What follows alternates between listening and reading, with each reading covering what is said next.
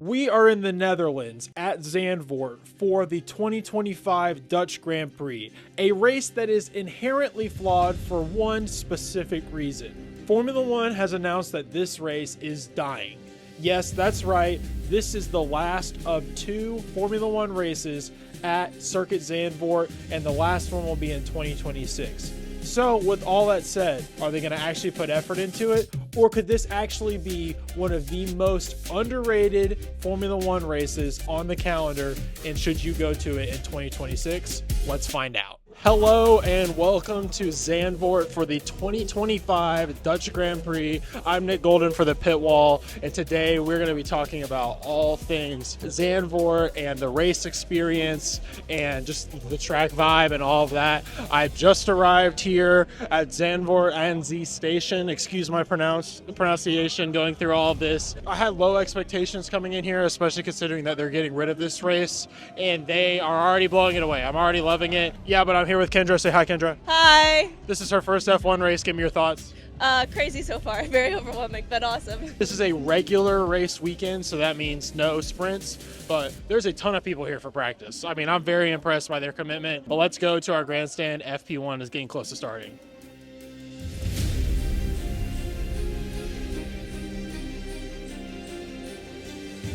We are in the fan zone. Fan zone is super cool. Lots of places to eat, lots of places to sit. It's pretty spread out. The stage is super huge, and that's really cool. Only ding I would have on the circuit so far is that their official merch, every single piece of it has the Max Verstappen logo, and I'm whispering this so I don't offend any of his fans. You know, I like getting track merch, but I'm not a Max Verstappen fan, so I might not get any because of it. Now, to be fair, we don't see anything that we love either. The good news is the regular team merch is actually on the more affordable side compared to how I've seen it in Miami. Yeah, I don't want to ding the fan zone too much. There's a Lego thing and a Ferris wheel, which we might try to ride, so.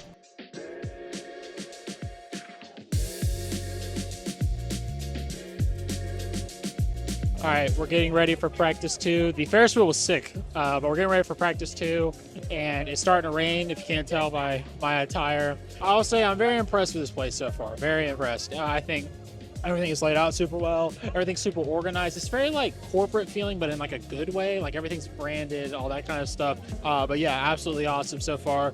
Let's go see this wet practice session.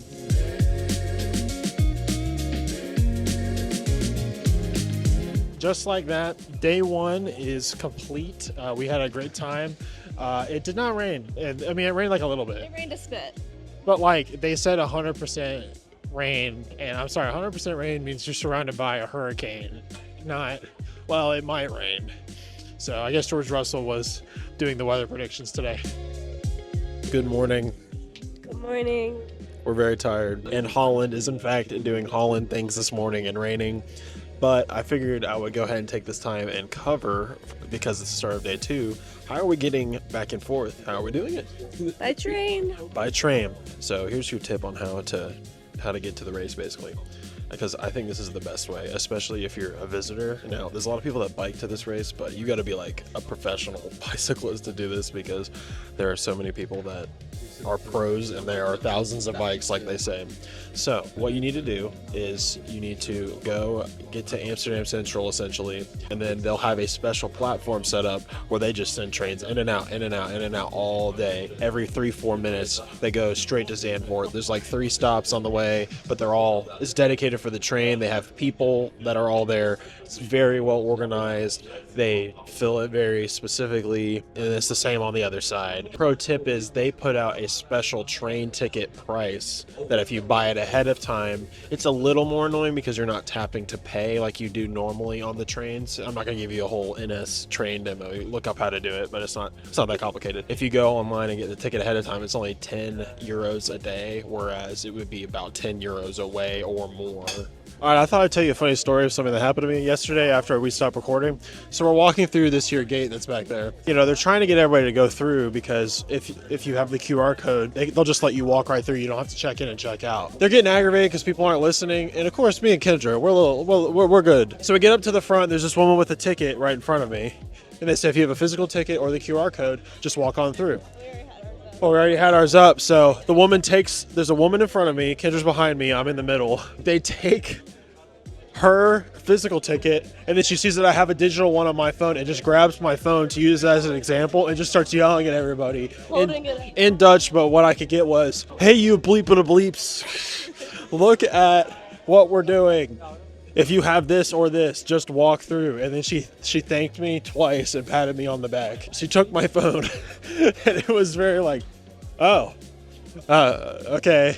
I wasn't sure what was happening, and I don't know why I let her take it so easily. On the way in, they have this thing called the Zandvort pit lane, is what they're calling it. And it's this 1 mile or so, maybe half mile, somewhere between there. We can't exactly tell, stretch along the beach.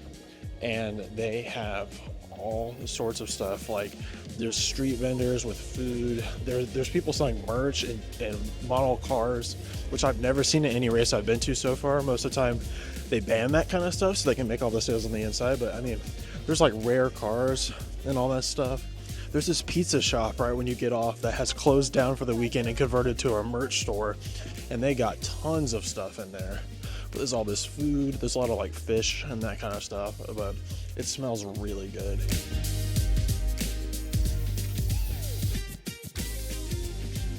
All right, major freaking props to Lego and what they did at this race. They let you build your own custom little baby car that we got to build. It comes in this little box at the end. Look at it. It's so cute. They really, and it's all free, and then it goes in this box, and it has a little pit stop spot in it. And anyway, super cool experience.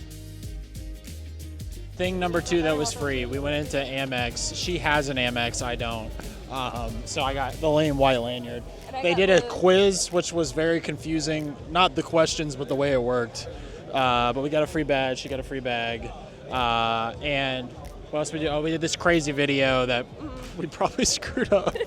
One of the cool things, too, is it came with badges. Yeah. So I got a 2025 and a Zandvort. You put the houses. Yeah, I got the houses. Anyway, so they also had a thing in there where you could design the livery of your car and you can get it printed out. It also is a postcard, apparently, so you can send it to yourself. Well, the sun is out, so Holland is doing Holland things, changing weather. Oh, yes. Thank goodness. All right.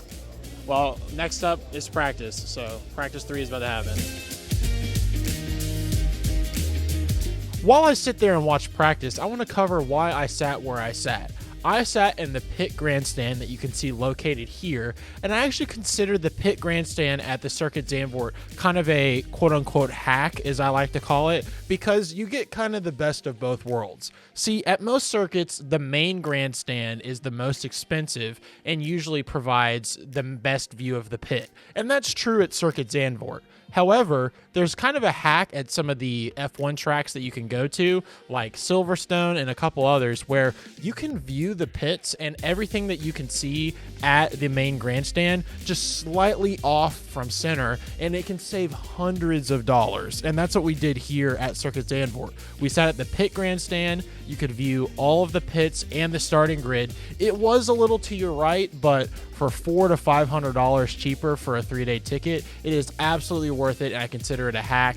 Great views, great vibes. We got to use the flags later, which you'll see later in the video, and absolutely fantastic view. Could not recommend sitting here enough. All right, that's the end of practice at the Dutch Grand Prix 2025. Qualifying is in a couple of hours. There's some other stuff in between. They are really good about keeping the track busy, so that's another fan experience thing to note. F1 Academy is here, and I think they're going to be here again next year. I'm not sure if they've announced that yet, but they have been for the last couple of years. Not to mention, they have some Porsche stuff. They have track demonstrations, so they keep you entertained. There's stuff going on the stages. So as compared to some other races, like when Miami didn't have a sprint race, that this has a lot more to do, so that's another good thing. Really all positive things for the most part from a fan experience standpoint. All right, let's take a minute and talk about the crowds because they're worth talking about. So it is quite busy at this race. Yesterday was more busy than I've seen a Friday for a practice day in a long time. Today is race day level traffic, and I'm anticipating there's going to be even more tomorrow. With that said, like I've mentioned, I'm very, very, very impressed with how the train and everything worked, but you could see all of the people waiting, and I'm in a tight little corner right now compared to what everybody else might be. So going to the fan zone in between is a long walk. It's very busy. It's very busy. It's tight walking everywhere. Not as bad as a place like Coda. Coda was really intense, but not as wide open as like Miami was, or definitely not Silverstone. Silverstone has a huge walking area because this is in the dunes. It is really hard to get everything crammed in here. Our predictions. Let's do some quality predictions quick. Oh goodness. Lando pole, Max P2, Oscar P3. I think it's going to be a Norris pole. I think Piastri's going to come in second, and I think we're going to get a surprise in P3. Who? I don't know. No, you gotta decide. Oh gosh. I think one of the Astons. I have a feeling. What? Chat.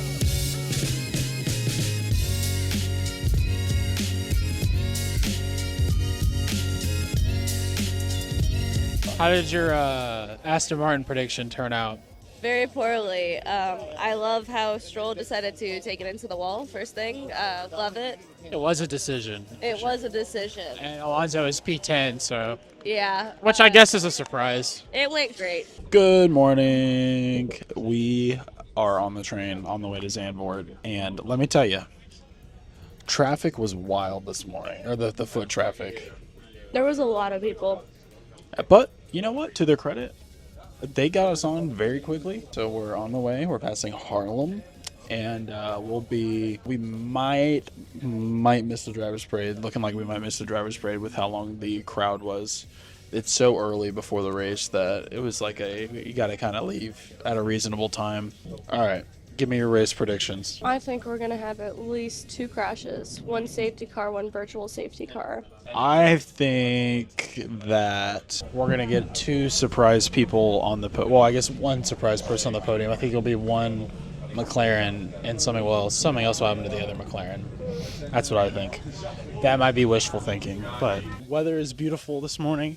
What do we say? I think it's gorgeous. It's sunny. That's not what I meant. Holland is beautiful. doing Holland things. That's what I was. That was the joke I was going for. Should I give you another chance? All right. It's sunny today, and you know what that means. Holland is doing Holland things. Yes, it is. Also, I did in fact hear a Dutch fan yesterday say that Lewis Hamilton deserves his 8th, and it's blowing up on Twitter. People are saying it's cap. I promise it's real, and if I see them again, I'm going to make them say it on camera. If you needed further proof of Holland doing Holland things. Look at this guy. Yeah. This is 30 minutes before lights out. We might be in for a wet one, which means Lewis Hamilton's winning. We'll see. He is.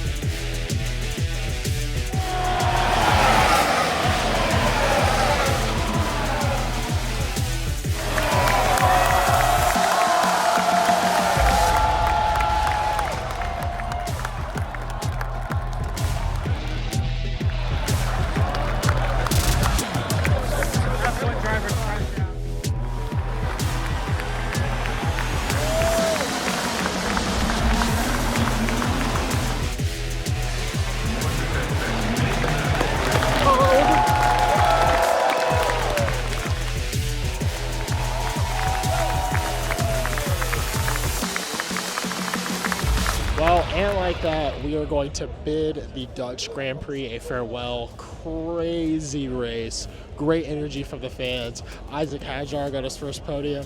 We're not going to talk about how Ferrari destroyed their race. I just want to point out that I said that both McLarens would not be on the podium. I was right. And Kendra said that there was going to be a safety car and a virtual safety car, and there was. And that there was going to be 2 DNFs. or she said Rex, but she meant DNFs.